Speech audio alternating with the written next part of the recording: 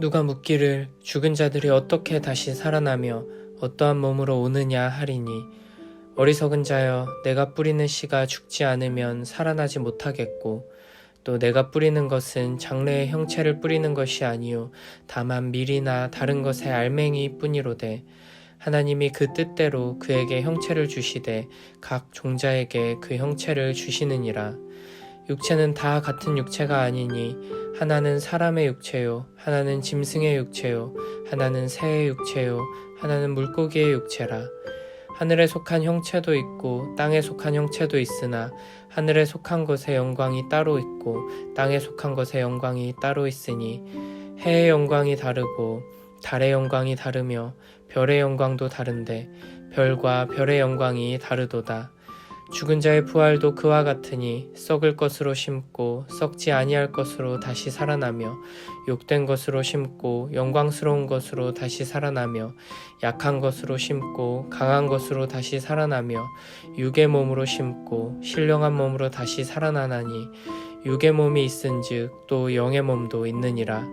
기록된 바 첫사람 아담은 생령이 되었다 함과 같이 마지막 아담은 살려주는 영이 되었나니, 그러나 먼저는 신령한 사람이 아니요 육의 사람이요 그 다음에 신령한 사람이니라.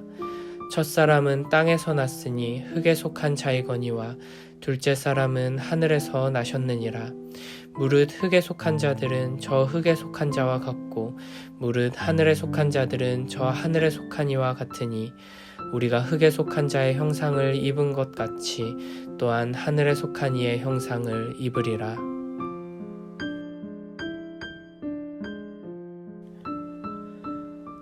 바울은 부활이 없다고 주장하는 사람들이 내놓은 두 가지 질문에 대해 답변합니다.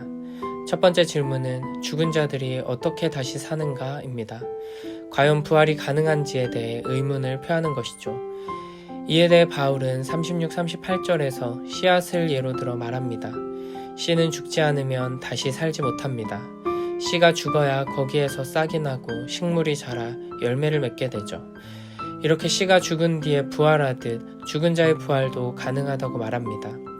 그리고 37절을 보면 씨앗에서 열매를 볼 수 있어야 한다고 말합니다. 농부가 땅에 심은 씨앗은 작은 알갱이에 지나지 않습니다. 그 작은 씨앗에는 나무의 모양이나 열매의 모양이 전혀 없습니다.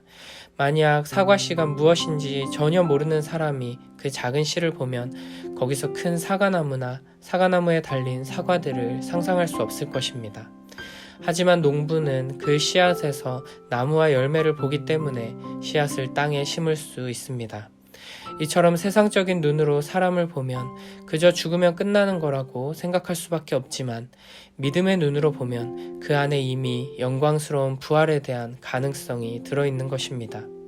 또한 작은 씨앗이 큰 나무가 되고 많은 열매를 맺는 것은 하나님의 뜻에 의한 것입니다. 이처럼 죽은 자에게 부활이 주어지는 것도 하나님의 뜻에 의해 가능하게 되는 것입니다. 두 번째 질문은 죽은 자들이 어떤 몸으로 오는가입니다. 부활의 몸이 도대체 어떤 것인지 물어보는 것이죠. 이에 대해 바울은 39, 41절에서 다양한 형체에 관해 이야기합니다. 세상에는 사람, 짐승, 새, 물고기의 육체 등 많은 종류의 육체가 있습니다. 그리고 이 육체는 하늘에 속한 육체들과 땅에 속한 육체들로 나뉘게 됩니다. 육체들이 이렇게 나뉘는 것은 각각 자신에게 가장 적합한 환경 속에서 하나님의 영광을 드러내기 때문입니다. 하늘에서는 해, 달, 별이 하나님의 영광을 드러내고, 땅에서는 사람, 짐승, 새, 물고기가 하나님의 영광을 드러냅니다.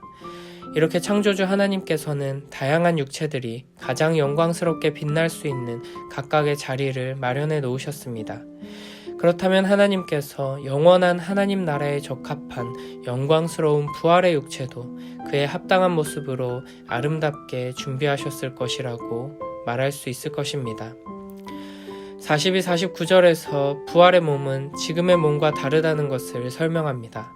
부활 이전의 몸은 썩을 것, 욕된 것, 약한 것, 육적인 것입니다.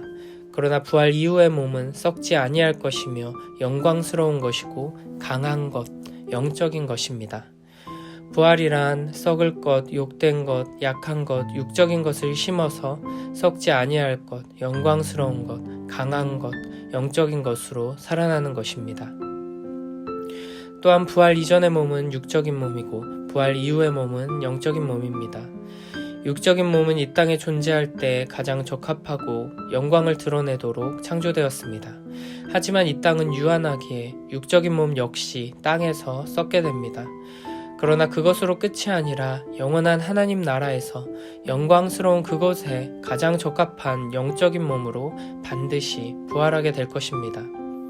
그래서 이 땅의 성도들은 이 열매로서의 부활을 확신하며 사는 씨앗들이라고 할 수 있습니다.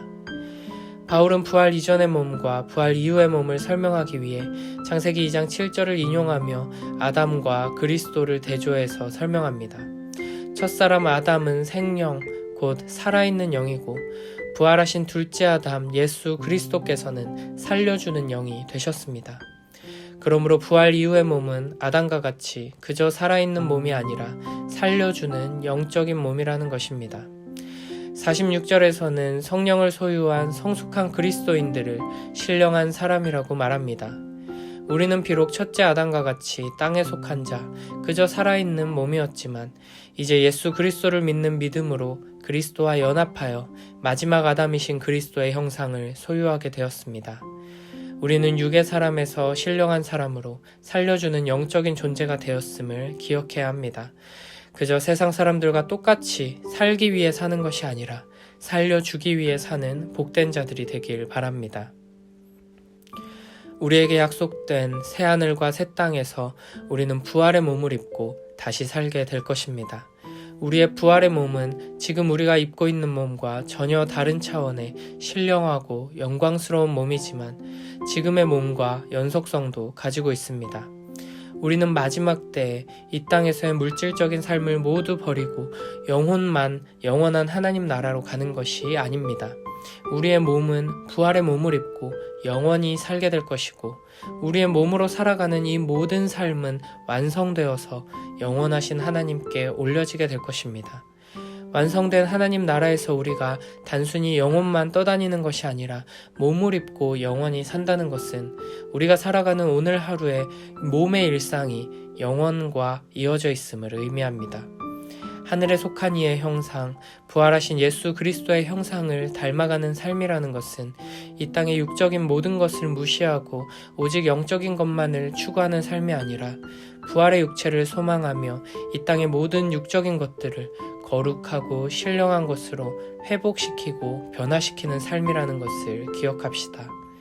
우리는 지금 이 자리에서 영원한 하나님 나라를 살아가도록 부름받은 자들입니다. 하나님 나라에서 완성되어 하나님께 올려드릴 영원한 하루를 살아가며 부활의 주님을 닮아가는 우리 모두가 되길 바랍니다.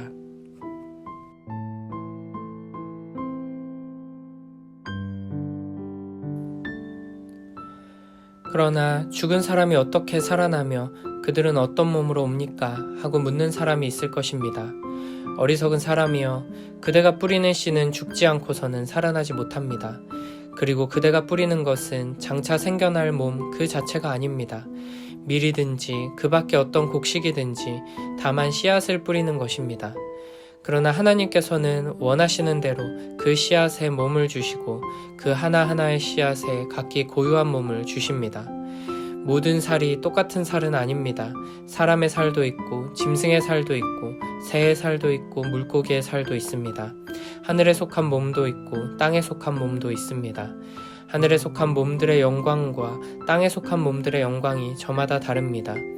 해의 영광이 다르고 달의 영광이 다르고 별들의 영광이 다릅니다. 별마다 영광이 다릅니다. 죽은 사람들의 부활도 이와 같습니다. 썩을 것으로 심는데 썩지 않을 것으로 살아납니다. 비천한 것으로 심는데 영광스러운 것으로 살아납니다. 약한 것으로 심는데 강한 것으로 살아납니다. 자연적인 몸으로 심는데 신령한 몸으로 살아납니다.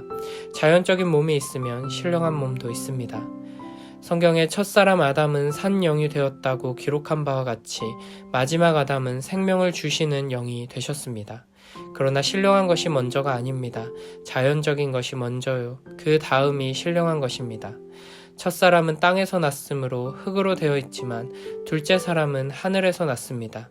흙으로 빚은 그 사람과 같이 흙으로 되어 있는 사람들이 그러하고 하늘에 속한 그분과 같이 하늘에 속한 사람들이 그러합니다. 흙으로 빚은 그 사람의 형상을 우리가 입은 것과 같이 우리는 또한 하늘에 속한 그분의 형상을 입을 것입니다.